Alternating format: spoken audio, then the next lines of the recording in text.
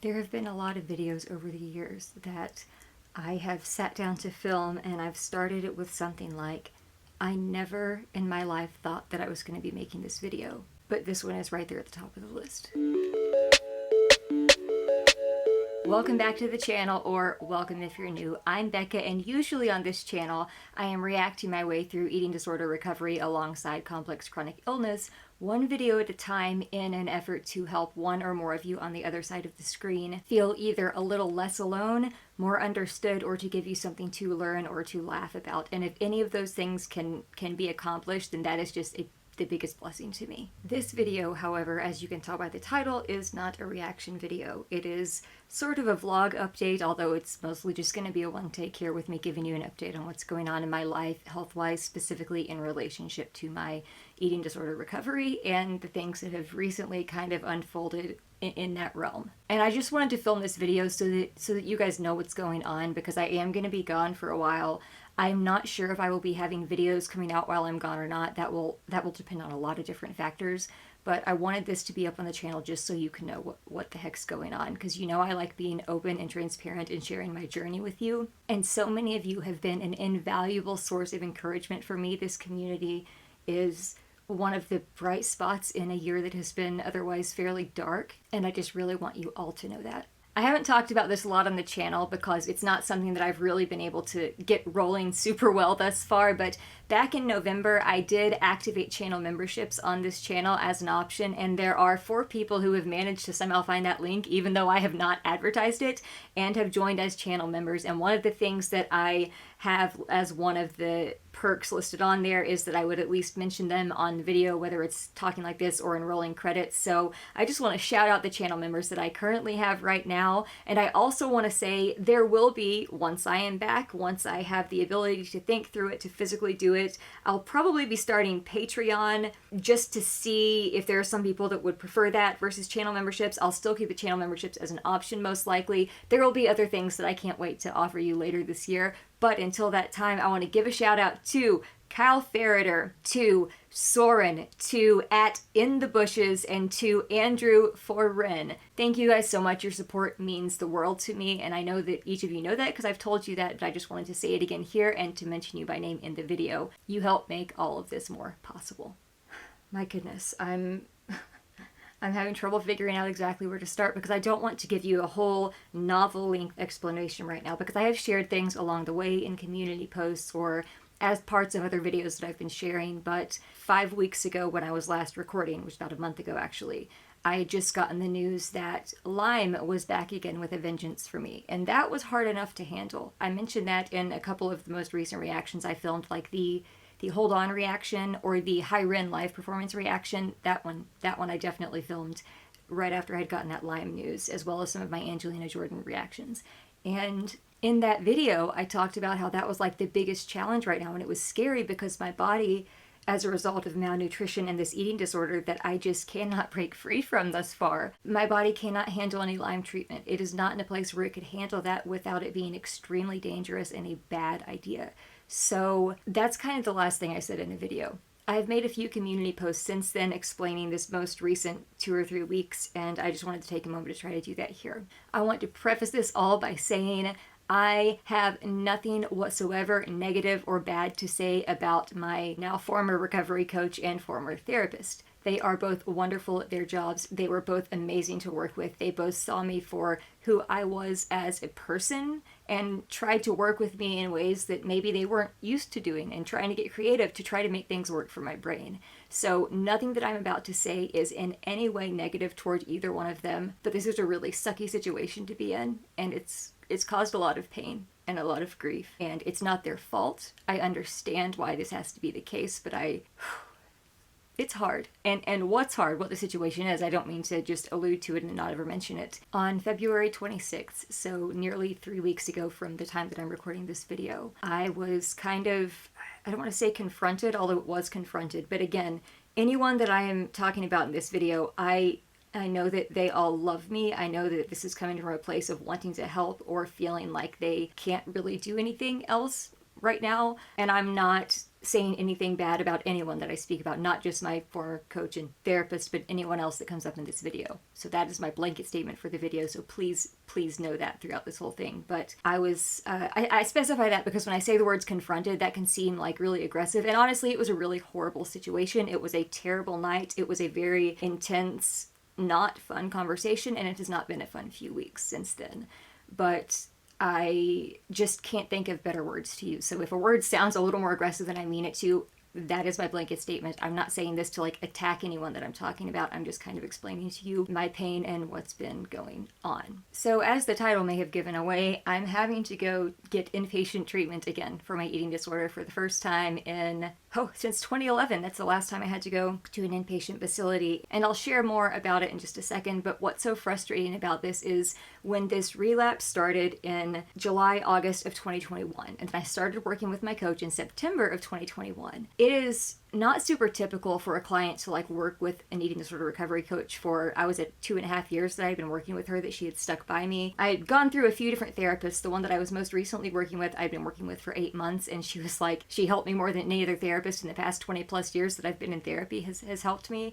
And I was feeling really positive about it. I also, for the past 2.5 years, have fought harder for this recovery than I fought for anything in my life. Even still, there have been different things come up along the way, whether it's my health stuff, whether it's outside circumstances, whether it's abandonment from providers in completely unethical, unprofessional ways. Not talking about the ones I just had. This is a therapist I had 2+ years ago. It was a really bad situation. And then it happened with yet a second therapist, still not the one that I recently had. Again, nothing bad to say about her whatsoever, or my coach. But there would be these periods where I'd make progress and we'd all get excited, myself and my team and Roger, and we'd all be excited, and then something would happen to derail it. And no matter how hard I tried, I never really was able to break through certain walls. I was never able to get through that paralyzing fear of weight gain to go through nutritional rehabilitation fully and then to accept whatever my weight restored body is, knowing that that is also brain restoration and ultimately what will restore life. I'm talking with my hands a lot because I'm nervous right now. But despite the fact that there were multiple times I kept getting closer, which, as I mentioned in the New Year's Eve live stream, is my word of the year for 2024, which is a little frustrating right now. But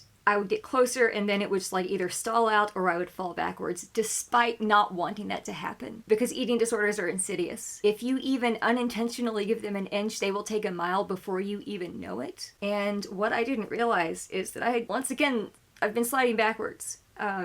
For the past couple months. I didn't realize it. I knew that things weren't wonderful, but I thought that I was at least kind of maintaining status quo, and that's very much not the case because I was, as I said, confronted and basically told, you have 2 more sessions each with your coach and with your therapist, and then they each are done. They have to take themselves off your case. They have to stop working with you. They cannot support you in an outpatient setting. And when I say I understand why they did this, I do. I'm not painting them as, oh, they dropped me and they just abandoned me because they didn't care. Nope.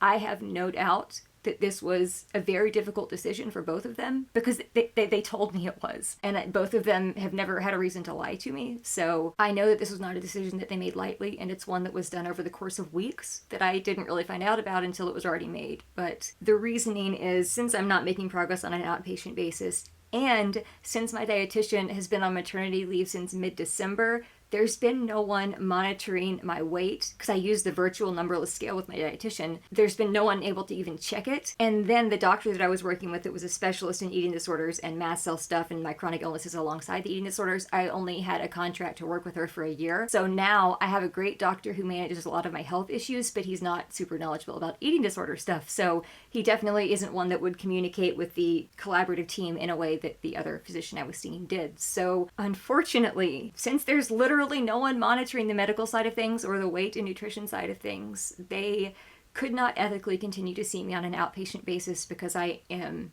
backsliding and my health is not safe. And that's really hard to say. Not that my health is ever really safe with all of my chronic illnesses, but I'm in a very dangerous place right now, and I didn't realize it until I guess the illness had the blinders on. I knew that I was not great, again, like I said, but I was blinded to just how bad it has gotten, again, without me even realizing it. And what's so frustrating about this is the first week of this year went so well. I was crushing it the first 7 7 days of 2024, I was getting closer every freaking day. I was taking steps in recovery. I was eating with Roger every day or in front of Roger every day. Like, I was doing major things. And then I did a challenge on January 8th that sent me into an hours-long meltdown. I went nonverbal for a while. I couldn't make eye contact. I couldn't think straight. It was horrible, and that kind of put a pause and made everything freeze. That kind of put a hold on everything. I had just started gaining momentum again, or so I thought, and then I got this news on February 26th. The next day I had a session with my coach. It was not great because it was very painful for both of us. And again, I respect the heck out of her, and I will always recommend her to anyone because I have no doubt that God put her into my life at the time that he did, for the amount of time that he did, so that she could help me in the ways that she could and that she has. Same with my therapist that I most recently had. They're literally answers to prayer, and it sucks and it really hurts because like I genuinely like each of them as people, and they were able to help me in a lot of ways. But I also understand that they can't risk their livelihoods. They can't risk their certifications. They can't risk their careers if they're working with someone that they know doesn't have the adequate support that they need to actually do this stuff. So it's, frick. I've recorded some clips along the way about this. Like I recorded a clip before and after logging on to I can't even say this sentence out loud.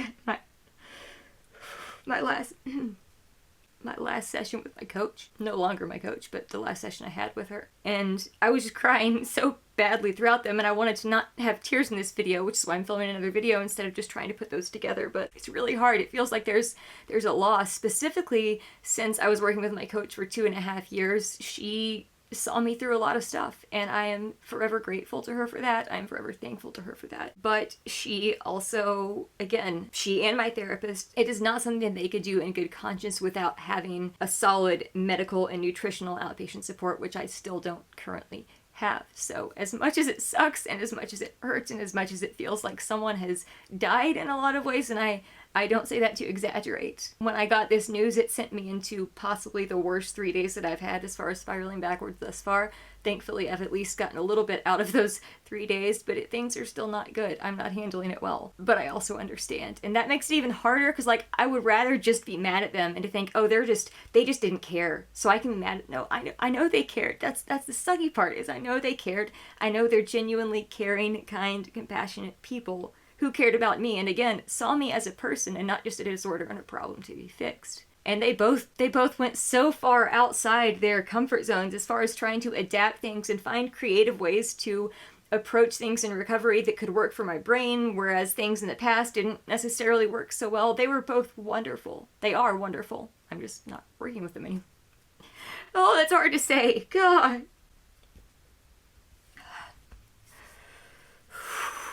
Okay, that took too long to get through that part. I'm going to try to speed through the rest of this. I did not mean to make this video this long. So starting February 26th, for about 2 weeks, I was calling every place in this daggone country. And I have mentioned before, but I will also mention it here, there is one place in the country, one place total in this country, who actually advertises themselves as, we are the one place in the country, not only the country, they say the world, that treats the eating disorders alongside, and they list a lot of the chronic illnesses that I'm dealing with. So over the past 2.5 years, while we all have known I've needed a higher level of care the whole time, as long as I was able to stay safe on an outpatient basis, thankfully my team was willing to work with me because we knew that there wasn't really an option that can also handle the medical side of things for me. Except this one, but this one I can't go to because there is, I'm not going to get into all the details, but a very logistical, stupid red tape insurance reason, and they won't even talk to me even years ago when we're like, hey, we can make this happen. They're like, nope, we can't even talk to you because of this piece of red tape. And I don't want to name them by name, but it's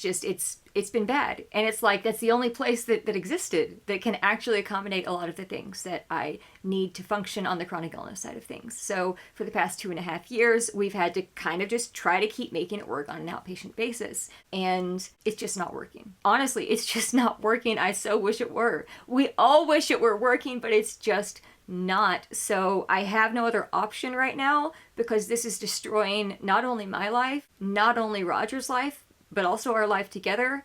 And I don't want this disorder to continue to run and ruin my life, his life, our life. I don't want that to be the case. And I can't do it on my own at this point. I have to have that higher level of care. The problem with that is, again, no place can accommodate it. So I called more places than I can count, well over 10 places I've talked to in that 2-week period, in depth, telling them these different things, explaining my issues. Some were immediately like, nope, no way, we don't even need to talk to you for more than a few minutes because we can't do any of that. Some others were like, well, we might be able to accommodate some of the stuff that you're saying, but we can't do all of it, so let us get back to you. And they called me back in an hour and said, hey, by the way, heard back from our medical team, and they said, no, actually, we can't do any of this. So, like, I got denials from all places but one. And this one place I was really holding out hope for, and it's not that they could accommodate everything, but they were willing to talk to me and willing to see what they could do. And then about a week and a half ago, I talked to them on the phone very in depth. They got back to me and said, here is a list of 9 or 10 different things. They said, if you can agree to these things, then we can accept you in our program and we'll put you on the wait list and get all the paperwork stuff started. That way, when a spot opens up, we'll contact you and then you can come up here. So that was an answer to prayer in and of itself. However, the thing about this is, while it's a blessing that they're able to work with me on a lot, there's also a lot that they're not going to be able to do. And I'm not going to go into the whole list of things here, but as far as things like, the pain relief that I have on a daily basis here in my own house, the different types of products that I have to use, the fact that I can't use the washer and dryer that is shared because of my mast cell reactions to like detergents and dryer sheets and things like that, the fact that I won't be able to even use their bathroom soap when I'm washing my hands because of the same mast cell reaction, so I have to like bring my own soap, all of these things that they've never really had to accommodate before. And there are a lot of things like needing room-based treatment instead of like being in a community setting that they're not going to be able to accommodate. Now, if there's a day where I physically can't move, then they're not really going to have a choice. None of us are, except to accommodate it. But one of the things they said is, they want me to be involved in the community setting. And I told them, like, listen, I will do whatever I can to the best of my ability. I will prepare in every single way that I potentially can. I didn't say it in these words to them, but I'm saying it to you. I am signing myself up to endure weeks of hell. And this could be 4 to 6 weeks. It could be shorter if insurance decides to be a jerk. It could be most likely not longer, but there are some people who ends up staying there longer. I don't think that will be the case. But most likely 4 to 6 weeks if there are no unforeseen insurance issues. And I'm signing myself up for pain, for sensory hell, for overwhelm, for meltdowns, for shutdowns, for all of these things that I know will happen in that type of setting. But it's my only option. Literally the only option that is willing to work with me at all. And the things that they are able to accommodate, I'm extremely grateful for. And that honestly shows me that they want to be able to help people, because they didn't have to be willing to accommodate things, but they are at least willing to accommodate several things, even though it's not even like half of what I actually need to function well as I can. But again, my only option, at least they're willing to do something, and it's not like I can manage any of the other stuff in life if I'm not alive. So I got to go wherever I can go to get my life saved first, to get stabilized, to get medically stable, to go through nutritional rehabilitation, or at least start a lot of that process, and then hope that when I come home I can find another team to work with on an outpatient basis that we can, one, afford, because that's one of the big reasons that this has happened, as well as the ethics of not being able to see someone who is in the position that I'm currently in physically, is we don't have the financial means to afford outpatient treatment that I've been getting for the amount of time it would take to actually see progress, even though things were kind of starting to turn around. As I've mentioned, that's happened a lot.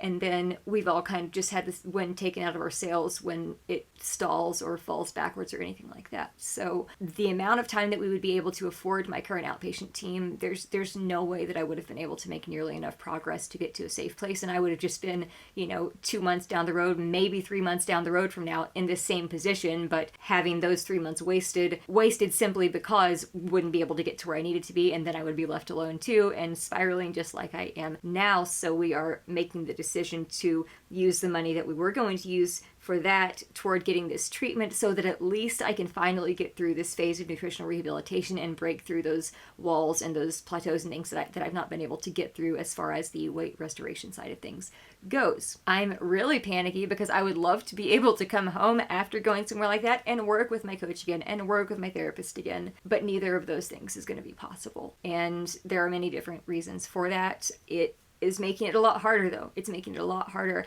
I don't yet know if I'll still have my dietitian. I'm waiting to hear from her office. Within the next couple weeks, they're supposed to contact all the clients, since she's supposed to be returning from maternity leave in April, but we'll hope that she's still on board. I have no idea at this point. It's like up in the air, and all this uncertainty is killing me. And honestly, I don't know how I'm gonna make it. without my coach. I don't know how I'm going to make it, because she was like my in the trenches, day-to-day go-to person who helped me through more things than I can even count. And there's so many times throughout the days where like, oh, I need to text her this because I want to be able to share this with her. I want to be able to tell her. I want to be able to ask her for, like, there's just so much. And again, she's a wonderful person. I have nothing but wonderful things to say about her. It's just a really sucky, painful situation all around. Another hard part about all this is that it has been just over 20 years since the first time I had to go to treatment in 2004. And that was the first place I went, was also an inpatient facility, and then I did inpatient and PHP, their partial hospitalization program. But I never in my life did I think that I would be over 20 years down the road and back in the same daggone place as far as having to get treatment like that again. Despite fighting as hard as I fought,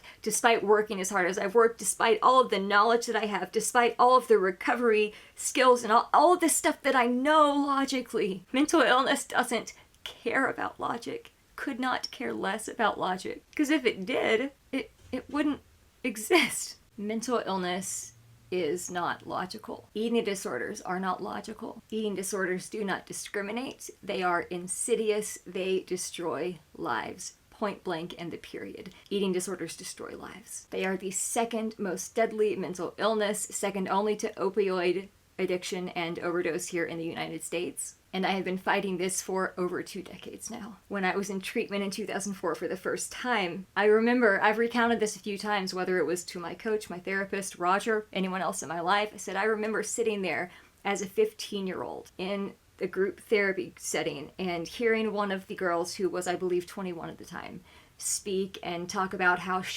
it was hard for her to want to get better because the disorder was so deeply ingrained in her brain. She couldn't even say, I want to get better, because she was just so entrenched in it. And I remember having the thought at that time, little 15-year-old naive Becca, who thought that this was going to be a one and done thing. Newsflash, it's not. I'm still here right now dealing with it. I had the thought, that won't be me. In 6 years, that won't be me. I won't still be dealing with this in 6 years.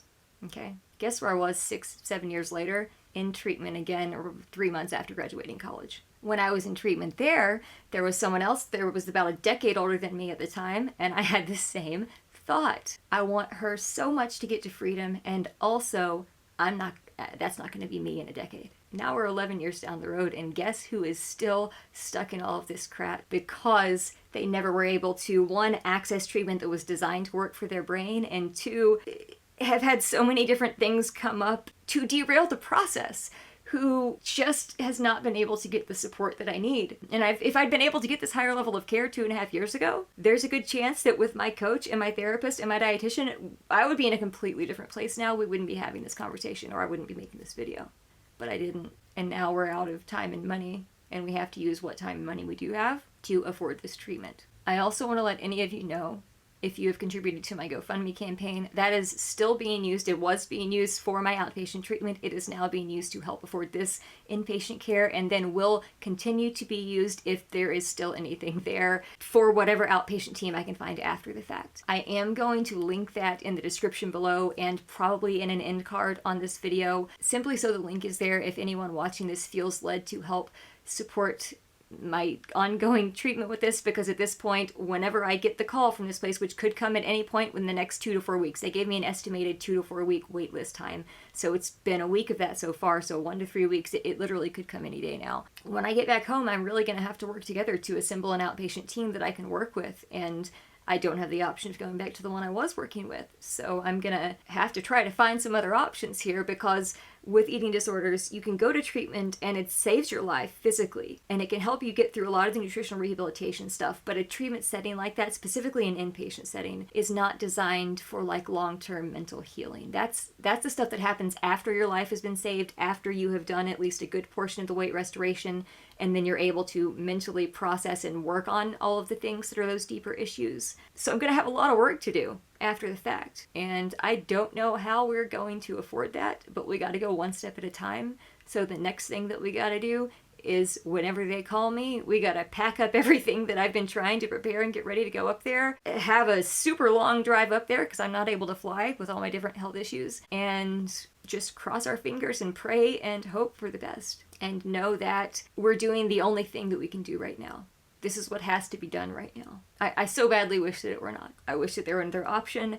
I honestly, to be completely transparent as always, I feel a little bit like a failure right now. It's really hard not to feel like a failure. And as I said, mental illnesses are not logical. Eating disorders are insidious. They do not discriminate. They do not care about anything that actually makes sense. They just care about destroying your life. And that's what's going on here. This thing has destroyed my life, and I don't want to be one of the statistics. I don't want to just be a number. I don't want to just be a number of, oh, here's another person who lost their life to this in one way or another. Whether it's due to the eating disorder directly itself, whether it's due to my other chronic illnesses not being able to be managed as a result of the malnutrition, or literally anything else. I don't want to just be a statistic. I also have no idea how I'm going to do this. I'm supposed to make possible the impossible here.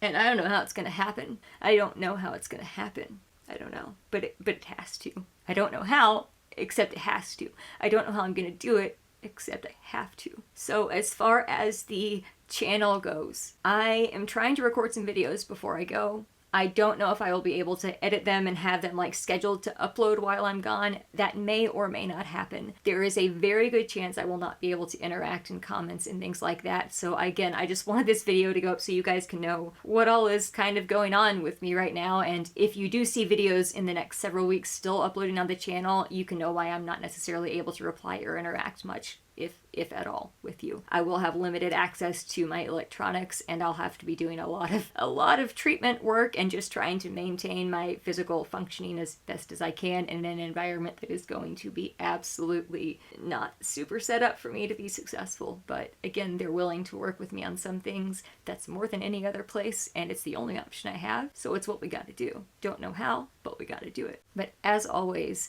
I will be back. I have no intentions of ever stopping this channel unless there is some outside force that just makes YouTube or any other online platform like this just completely go away. I'm here for the long haul. Y'all are a very bright spot in my life. Like, I can't explain to you how much of a blessing you are, even amidst this extremely dark time. And I'm gonna be back. And hopefully, when I'm able to get this treatment, when I come back, even though there's still a lot of mental stuff I'm gonna have to do, hopefully I'll eventually be able to come back better than ever and show up for you and do more for you than I have before. That is the goal, because you know that I love this, you know I'm passionate about it, and one of the things that an eating disorder does is it drives a wedge between you and your passion. So even though I've still been doing like content stuff, I know that there is so much more, even within my limited physical capacity, that I would be able to do if the disorder weren't taking up so much space in my life. So it's ironic that I say it, because the eating disorder says you need to shrink physically and mentally and whatever in the world. You need to shrink your whole existence down, yet it's taking up all this space in my life, and I don't want that to be the case anymore. And I need this to be the last daggone time. I don't ever want to have to talk to a treatment center again and recount my whole 20+ year history with this disorder and trying to make a case to get... I don't want to have to deal with that again. So this has to be it. This has to be it.